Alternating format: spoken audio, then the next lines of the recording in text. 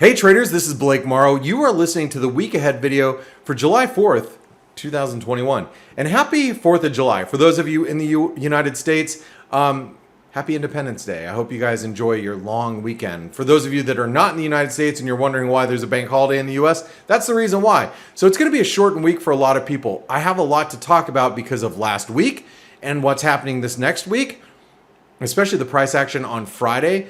But before I get into all that, I need to mention, if you like this content, give us a thumbs up. If you like these videos, and subscribe to the channel down below if you're watching us on YouTube. This way you don't miss any of our free analysis, our free content. We do so much analysis throughout the course of the week with myself and the team.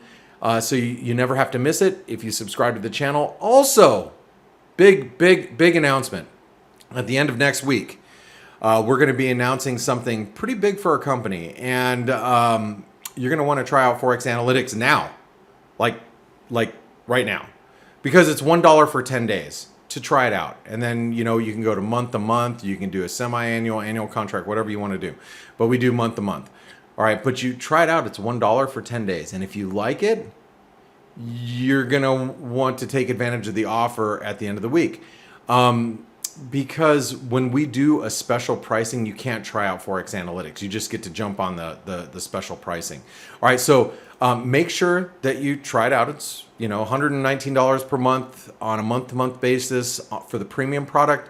For our light version that doesn't have like our chat room and our advanced analysis, it's $19 a month, but you get to listen to all the webinars that we do throughout the course of the day, myself and the team. Also, download the mobile app. You get it with both versions.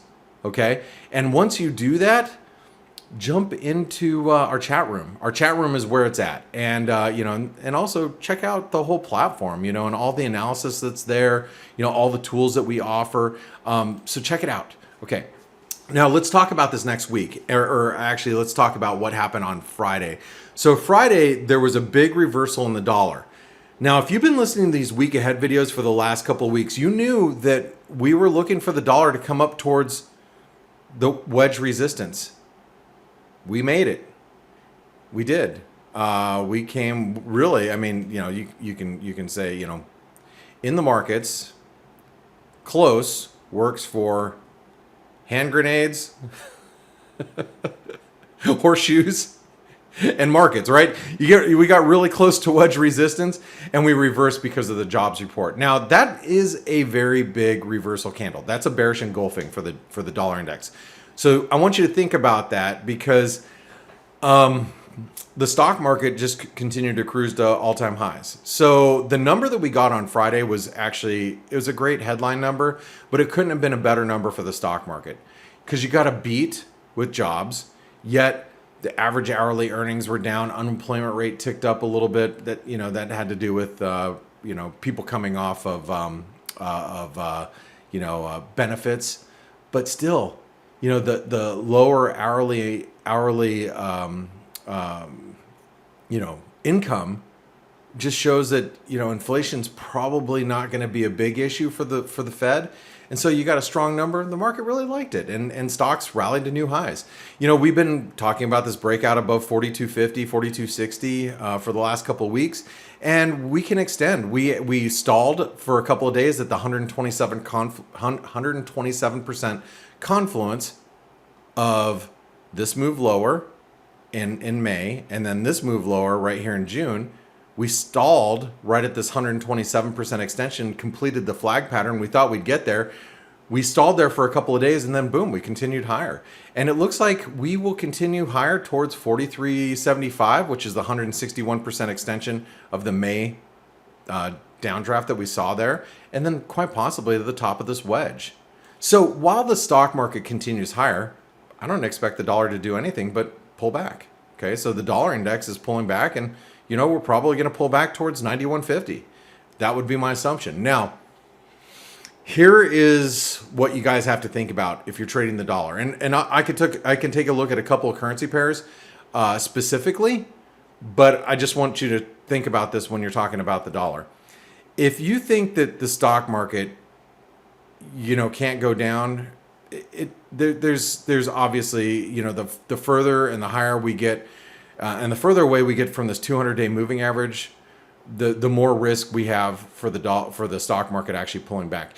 If you look at daily sentiment index, which is we call it DSI, it registered a 91 on the NASDAQ and the S&P on Friday. Those are very, very bullish, extreme bullish sentiment indicators, which usually suggest that the market is a little stretched in one direction. I don't have it in front of me, but if you saw my video about the rubber band being stretched and how to identify overbought and oversold conditions, take a look at that trading tips video that I did for you this last week. It's just one of those 5-minute videos that I pulled up for you guys for more training than anything. But when you're looking for overbought or oversold conditions, one of the things that suggests to me that the market's getting really overbought is when you have extreme bullish sentiment, and that would suggest that we're getting a little overbought. That, on top of being so far away from the 200-day moving average, that what we like to call the rubber band theory. You know, the rubber band is being stretched a little too far, where the tension is so high or so much that it might snap back. We're getting to that, to that level, in my opinion. So we have to start being very careful with stocks being at these levels. Now, stocks can continue higher. They've obviously shown us that they don't want to go down, but if it does come down, and if the stock market does start to pull back a little bit and we start to see a revert to the mean, doesn't mean that the trend is down. No, but if we get a pullback, guess what the dollar's probably going to do? Well, the dollar that looks like we're retracing right now might catch a bid. So that's the real risk if you're short the dollar, is you start to see stocks pull back a little bit. All right. So let's talk about this next week. So this next week, we have the RBA rate decision. Now, I want to talk about the Aussie dollar. The Aussie dollar is still, in my opinion, a bearish currency in general. Yes, it's going to bounce. Yes, it's not going to go straight down. Of course it's not. When risk is going straight up, when stocks are going straight up, risk appetite is strong, the Aussie dollar is going to catch a bid. And it did on Friday, because the dollar was weak across the board and stocks rallied to all-time highs. So of course that's going to allow for the Aussie to bounce. But let's not ignore the fact that the Aussie has come out of a bearish triangle. The targets for that triangle really point towards a move towards 72 cents, at least below 74 cents. Okay, that's what these red lines are here. You can see those are extensions. So we should at least trade down to, at some point, not necessarily tomorrow, but at some point, we should trade down to 74 cents, maybe even to 72 and change. Okay, but we're bouncing, but we're also below the 200-day moving average. Again, don't ignore that. And you know what you shouldn't ignore? The RBA is this week. So we have an RBA rate decision. And usually you would think, well, the RBA might be a little straightforward here because, the RBA might want to exit some of that easy money policy and maybe look to, use some rhetoric, use their words a little bit to prepare the market for, a tighter monetary policy conditions. But you know what Australia is dealing with? They're dealing with lockdowns and a Delta variant and of COVID. So is the RBA going to use this opportunity this week to be more hawkish? I don't know. And that's where the variables start to come in. And you have to be a little careful with the Aussie because, we had a little false breakdown here on Friday, but that dollar showed a reversal all the way around.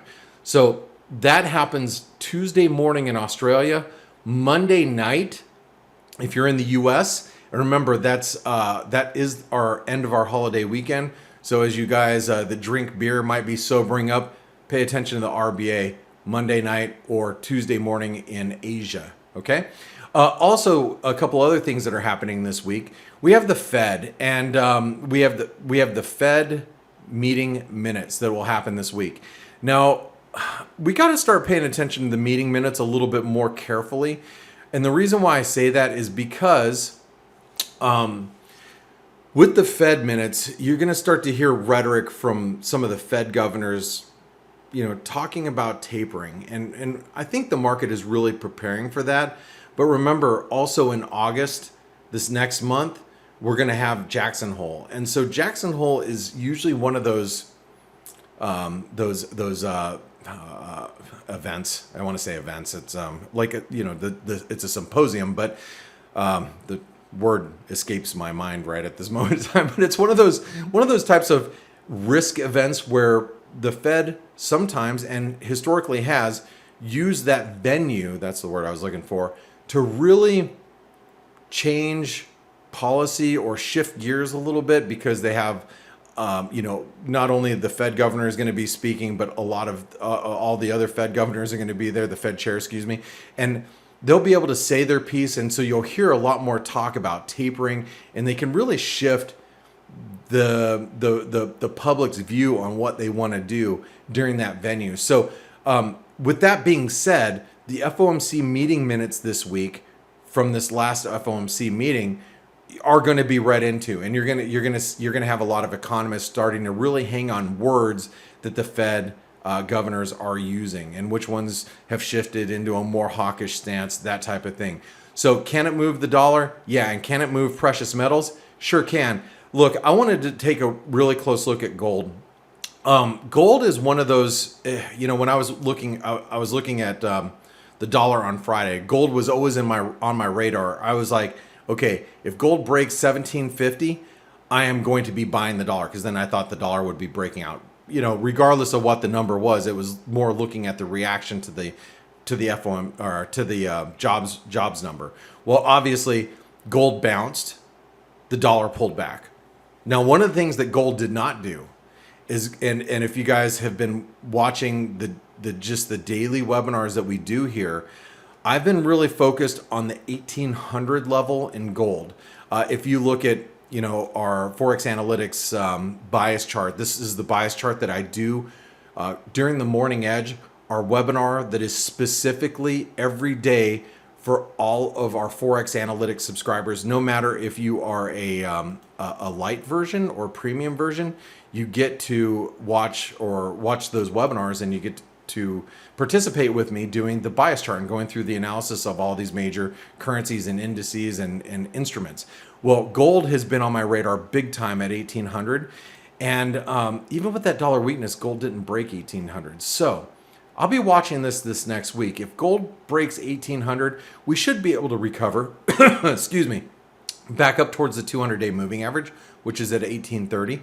But while we're below that 1800 level, you have to be careful with gold. And then that means that the dollar could stay bid if gold remains below 1800. So I was actually surprised on Friday, as weak as the dollar was, gold didn't take out 1800. Matter of fact, we pulled back throughout the course of the, following the jobs data. We pushed higher in gold, but we couldn't build on that. And that, to me, makes me really a little bit nervous about being short the dollar, because gold and the dollar typically have an inverse relationship. And right now, that inverse relationship is pretty damn strong. So, if gold fails to rally, that might suggest that the dollar's, pullback might be somewhat minor. Okay. One of the other things that I wanted to bring to your attention, if you guys, actually two other things. We have Canadian, sorry, if you guys are in the UK. That was not, I didn't mean to be offensive with that. Two things. That's what I meant to say. Two things. Some of you got what I was saying. Canadian jobs report is going to be on Friday. All right. Let's, keep an eye. The dollar CAD came off pretty aggressively. Matter of fact, this was probably one of the more aggressive moves on Friday, was the Canadian dollar. I thought we'd bottom out around the 123.40 level, but yeah, we slipped through that. And, I think a lot of that had to do with the OPEC headlines and, crude oil continuing to be strong. So the dollar Canadian came off pretty aggressively, but we do have the Canadian jobs report on Friday. So that's something that we do need to pay attention to. Obviously, especially with the dollar Canadian reversing off of this trend line here. And by the way, a break above that trend line, which means a break above Friday's highs, Thursday and Friday's highs around the 124.50, 124.60 level, that is bullish. So let me just, if you're taking down notes, I want to just point that out. in the event the dollar Canadian breaks 124.50, you don't want to be short anymore. That would be my opinion.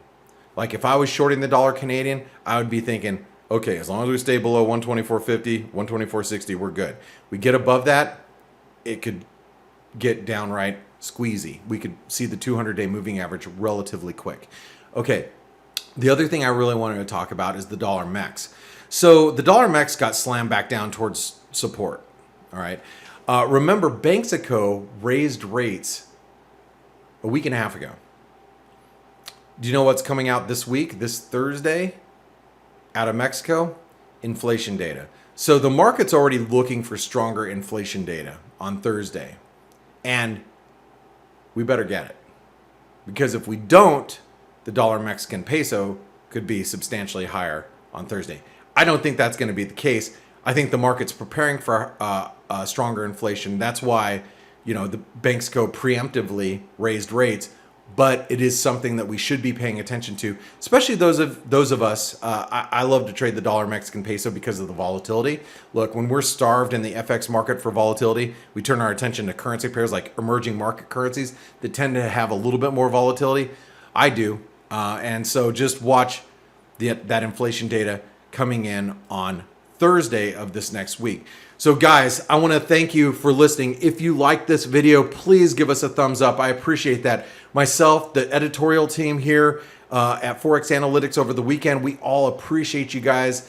Also, don't forget, big announcement next week. So you try out ForexAnalytix, because when we offer our special, you're going to want to say, hey, I tried it, I liked it, I want to jump on that special price. That's going to be at the end of this next week.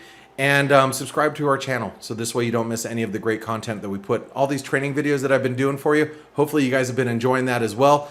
My name is Blake with ForexAnalytix. You've been listening to the Week Ahead video. Thanks for tuning in. I appreciate you spending your time with me. Makes me feel good. All right, guys. I'll talk to you on Tuesday after the 4th of July weekend. Happy 4th of July for those of you in the U.S. Talk to you soon.